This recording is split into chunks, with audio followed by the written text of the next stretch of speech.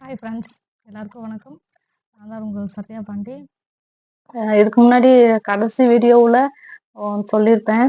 எங்களுடைய வாழ்க்கையில் அந்த ஒரு நாள் நடந்து நடந்தது கூடாதுன்னு. அது என்ன அப்படின்றத நான் இந்த வீடியோ உங்களுக்கு ஷேர் பண்ணுறேன். கடைசியாக சொல்லியிருந்தேன், எங்கள் அப்பா வெளியூருக்கு வேலைக்கு போயிருந்தாங்க அப்படின்னு சொல்லி.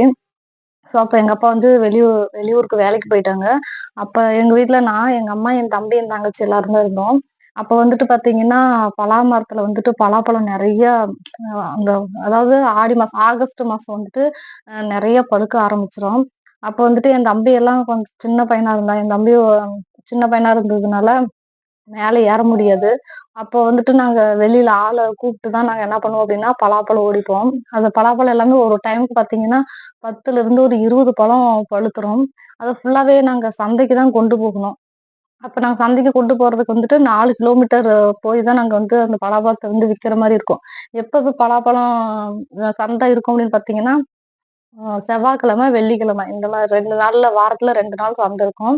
இப்ப நாளைக்கு செவ்வாய்க்கிழமை சந்தை அப்படின்னா, இன்னைக்கு திங்கட்கிழமை ஈவினிங்கே நாங்க பலாப்பழத்த ஃபுல்லாவே மரத்துலருந்து உடைச்சு சந்தைக்கு எடுத்துட்டு போவோம். அப்படி நாங்க பலா மரத்துல மேல ஏறுறதுக்கு அ யாருமே இருக்க மாட்டாங்க. அப்ப பக்கத்துல யாராவது இருந்தாங்க அப்படின்னா, அவங்கள கூப்ட்டு அந்த பலாப்பழத்த ஒடிச்சு தர சொல்லுவோம். அப்ப ஒரு சில டைமுக்கு வருவாங்க.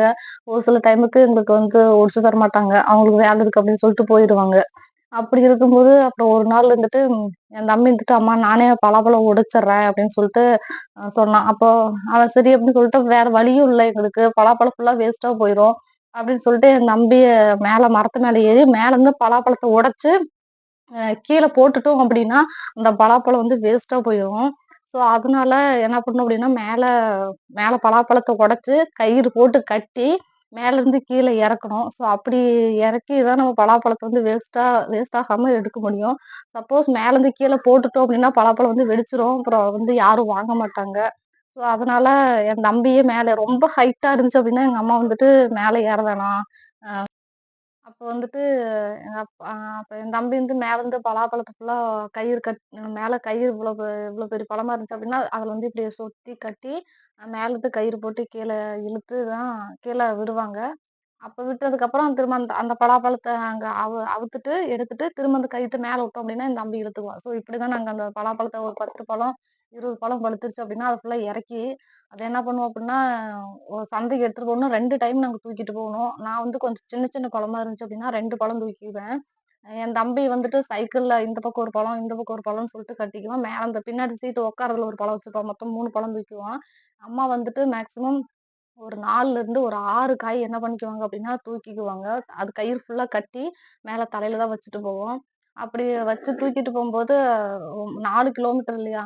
அப்ப நாங்க 4 கிலோமீட்டர் தூக்கிட்டு போம்போது எனக்கு ரொம்ப கஷ்டமா இருக்கும். எப்படா சண்டை வரும்? எப்படா சண்டை வரும்னு அப்படின்ட்டு இருக்கும். தலையெல்லாம் பார்த்தீங்கன்னா, பயங்கரமா எரியும். அதாவது 4 கிலோமீட்டர் இல்லையா? 1 கிலோமீட்டர் தூக்கிட்டு போறதுக்குள்ளயுமே தலை அப்படி பயங்கரமா எரியும். என் தம்பி சைக்கிள்ல ரொம்ப கஷ்டப்பட்டு அதுவும் இப்படி மேடா இருந்துச்சு அப்படின்னா, அழுத்தவும் முடியாது. பின்னாடி வெயிட்டா இருக்கும். சைக்கிள் தள்ளிட்டு தான் வருவான் பின்னாடி இருந்து. அம்மாவும் தூக்க முடியாம ஒரு சில டைமுக்கெல்லாம் தூக்க முடியாம கீழ பாதி வழியிலேயே கீழ இறக்கி வச்சுருவாங்க. அப்போ சந்தைக்கு இடையில யாராவது வராங்க அப்படின்னா, அவங்க திரும்ப தூக்கி விட சொல்லுவாங்க. அப்போ 2 ஜென்ட்ஸ் அந்த பலாப்பழத்த தூக்கி அம்மா தலையில வைக்கும்போது, அவங்களுக்கு 2 பேத்தாலேயே அந்த பலாப்பழத்த தூக்க முடியல. அந்த அளவுக்கு அப்ப 2 பேரு ஜென்ட்ஸ் தூக்கி விட்டவங்க தூக்க முடியாம தூக்கிடுவாங்க. அம்மா ரொம்ப கஷ்டப்பட்டு தூக்கிட்டு போவோம். தூக்கிட்டு போய் சந்தையில அந்த ஃபர்ஸ்ட்டு சந்தையில அந்த காய ஃபுல்லா வச்சுட்டு, திரும்ப திரும்ப மீதி இருக்கக்கூடிய காய் எல்லாமே நாங்க தூக்கிட்டு போயி, திரும்ப சந்தையில வச்சுட்டு, திரும்ப அடுத்த நாள் காலையில செவ்வாய்க்கிழமை காலையில சந்தை அப்படின்னா 3 மணிக்கே விடியற் காலம் 3 மணிக்கு எழுந்திரிச்சு நாங்க சந்தைக்கு போயி, அந்த பலாப்பழத்த வித்துட்டு தான் வரணும். அ இப்படிதான் நான் இது போயிட்டு இருந்துச்சு. அப்புறம் ஒரு 2 மாசம், ஒரு 2லேருந்து ஒரு 3 மாசம் கழிச்சு, ஒரு 4 மாசம் இருக்கும். அதுக்கப்புறம் அப்பா வந்துட்டாங்க.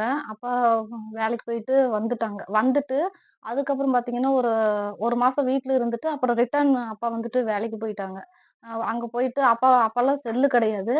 அப்ப செல்லு இருக்காது. அப்பா கூட வேலை செய்றவங்க கிட்ட தான் செல்லு இருக்கும். அப்பா கிட்ட செல்லு இருக்காது. அப்ப அப்பா திரும்ப ஒரு 1 வீக் ஒரு 1 மாசம் இருந்துட்டு திரும்ப ரிட்டர்ன் அப்பா வேலைக்கு போயிட்டாங்க.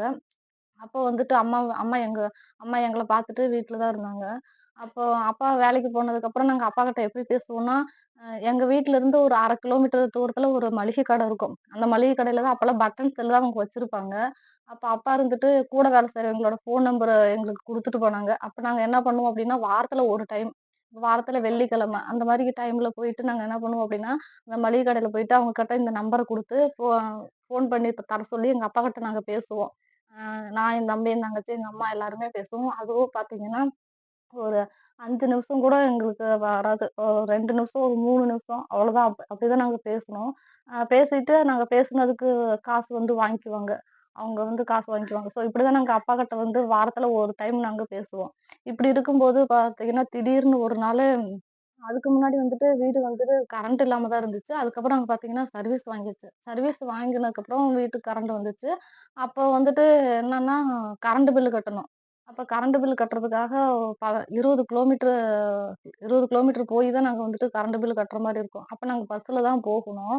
அப்ப அம்மா இருந்துட்டு நான் கரண்ட் பில் கட்டுறது அதாவது இன்னைக்கு கட்டி தான் ஆகணும் அப்படிங்கிற ஒரு கண்டிஷன்ல இருந்துச்சு.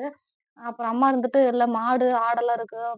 ஒருவேள சப்போஸ் அங்க போயிட்டு ரொம்ப கூட்டமா இருந்துச்சு அப்படின்னா, கட்டிட்டு வரதுக்கு டைம் ஆயிரும். பால் கறக்க முடியாது அப்படின்னு சொல்லிட்டு அம்மா இருந்துட்டு என்ன சொன்னாங்கன்னா, என்னைய வந்து போயிட்டு வர சொன்னாங்க. அப்ப நான் வந்துட்டு 10த் படிச்சுட்டு இருந்தேன்.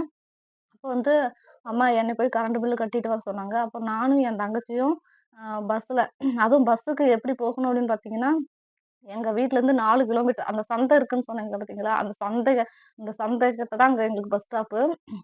நாங்க 4 கிலோமீட்டர் நடந்து போய் தான் அங்க பஸ்ஸுக்கு போகணும். அப்ப நாங்க போயிட்டு, நான் இங்கருந்து 4 கிலோமீட்டர் நடந்து போயி, அங்க போய் அங்கருந்து பார்த்தீங்கன்னா, பஸ் ஏறி 20 கிலோமீட்டர் போகணும். 20 கிலோமீட்டர் அங்க இப்ப கரெக்ட்டா போனா, அங்க பார்த்தோன்னா சரியான கூட்டம். அங்க வரிசையில நின்னு தான் கரண்ட் பில் கட்டுற மாரி இருக்கும். அங்க கரண்ட் பில்லு கட்டிட்டு, கரெக்ட்டா மதியம் ஆயிருச்சு. கரண்ட் பில் கட்டிட்டு, அதுக்கப்புறம் நாங்க ரிட்டர்ன் பஸ்ஸுக்கு வரணும் அப்படின்னா, திரும்ப அதே மாரி 4 கிலோமீட்டர் அந்த சந்து இருக்குன்னு சொன்னேன் பாத்தியா, அங்க இறங்கி தான் எங்க வீட்டுக்கு 4 கிலோமீட்டர் நடந்து போகணும். அதுக்கப்புறம் அத விட்டு ஒரு 1 மணி நேரம் கழிச்சு நான் இன்னொரு பஸ் ஏறுறேன் அப்படின்னா, எங்க ஊர் வழியா வரும். அதாவது மதியம் ஒரு 2:30க்கு ஒரு பஸ் வரும். அந்த பஸ் வந்து எங்க வீட்டுக்கும், அ அந்த பஸ் ஸ்டாப்புக்கும் பார்த்தீங்கன்னா, ஒரு 1/2 அன் ஹவர் தான் ஆகும் நடந்து போறதுக்கு. ஸோ அந்த பஸ்ல நம்ம போயிரலாம் அப்படின்னு சொல்லிட்டு, நம்ம ஏன்னா அங்கேயே போய் இறங்கிக்கலாம். பாப்பாவும் சின்ன பாப்பா நடக்க முடியாது. அப்படின்னு சொல்லிட்டு நானும் என் தங்கச்சியும் என்ன பண்ணோம் அப்படின்னா, அந்த பஸ்ல ஏறி அங்க இதுக்கு வந்துட்டோம். அந்த 1/2 கிலோமீட்டர்லேருந்து நம்ம வீட்டுக்கும், அதுக்கும் 1/2 கிலோமீட்டர் இருக்கும் இல்லையா? அந்த பஸ் ஸ்டாப்ல வந்து நாங்க இறங்கிக்கிட்டோம். இறங்கி என்ன பண்ணோம் அப்படின்னா, நானும் என் தங்கச்சியும் நடந்து போயிட்டுருந்தோம். நடந்து போயிட்டு இருக்கும்போது, ஒருத்தர் திடீர்னு வந்துட்டு என்ன சொன்னாங்க அப்படின்னா, "உன் தம்பி வந்து மரத்துலருந்து விழுந்துட்டான்" அப்படின்னு சொன்னாங்க.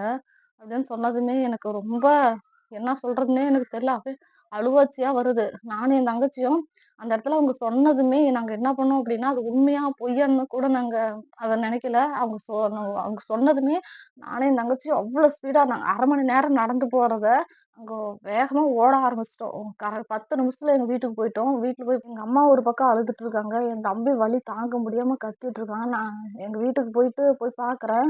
என் தம்பி மரத்துலருந்து கீழ விழுந்துட்டான். எப்படி விழுந்தான் அப்படி பார்த்தீங்கன்னா, கொய்யாப்பழம் அறுக்கிறதுக்காக கொய்யா மரத்துல வந்து மேல ஏறுனான். மேல ஏறிட்டு 30 அடியிலேருந்து ஒரு 35 அடி இருக்கும். அவ்ளோ ஹைட்லேருந்து கீழ விழுந்துட்டான். அ கீழ விழுந்ததுமே அவனுக்கு வந்துட்டு ஏன்னா அந்த இடத்துல மயக்கம் வந்துச்சு. எங்க அம்மாவுக்கு வந்து என்ன பண்றதுன்னும் தெரியல. என் தம்பிய வச்சுட்டு எங்க அப்பாவும் ஊர்ல இல்ல வேலைக்கு போயிட்டாங்க. அப்போ எங்க அம்மா அழுவுறாங்க. நானும் என் தங்கச்சி எல்லாம் அழுதுட்டு இருக்கோம். விழுந்தது வந்து என் பெரிய தம்பி. அ அவன் தான் பலாப்பழம்லாம் இறக்குறான்னு சொன்னேன் இல்லையா? அவன் தான் கொய்யா மரத்துலருந்து கீழ விழுந்து, அது கொய்யா மரம்லாம் பார்த்தீங்கன்னா, ரொம்ப ஹைட்டா இருக்கும். ஒரு 30 அடி, 40 அடி, 50 அடி அந்த மாதிரி இருக்கும். அங்க மேல ஏறி தான் அப்படி கீழ விழுந்துட்டான்.